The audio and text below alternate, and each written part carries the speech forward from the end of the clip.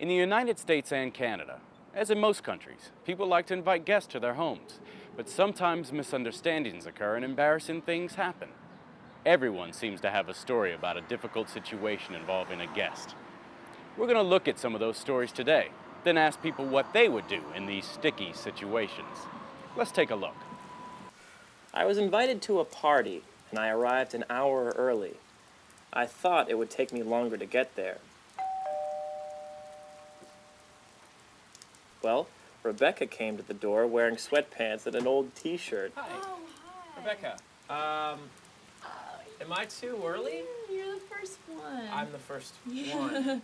I could hear the shower running in the background, and of course, not a single guest was there. Wow. Well, we asked some people about what they would have done in this situation. What would I have done? I would have pretended to have an errand to run in the neighborhood, like going to the drugstore, the grocery store, and then I would have told her I'd come back later. If I were him, I would have apologized and then offered to help with things like setting the table. You wouldn't have left? No, I don't think so. And what if the situation were reversed? What would you have done if you were the host and a guest arrived early? If I were the host, same thing really. I would have invited him in and put him to work. What would you have done?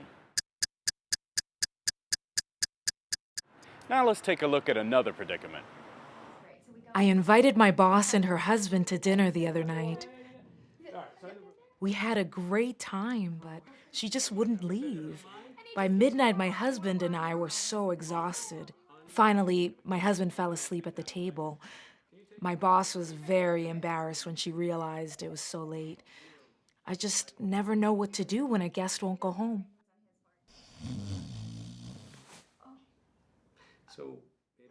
What should the host have done? Let's get some opinions. I don't care if she is my boss. I think I would have reminded her how late it was. I wouldn't have done anything, except pretend I wasn't tired.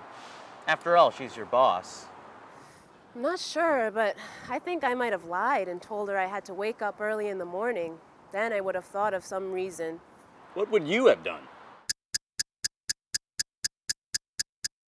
Let's take a look at one last situation. My new neighbor invited me over for lunch. I was a good guest. I came on time, I left on time, I even brought a loaf of bread. It's a good thing, too, because I couldn't eat anything else. You see, the host served seafood, and I hate seafood. I'm not allergic to it, but I really can't stand it. I probably hurt her feelings, but what should I have done?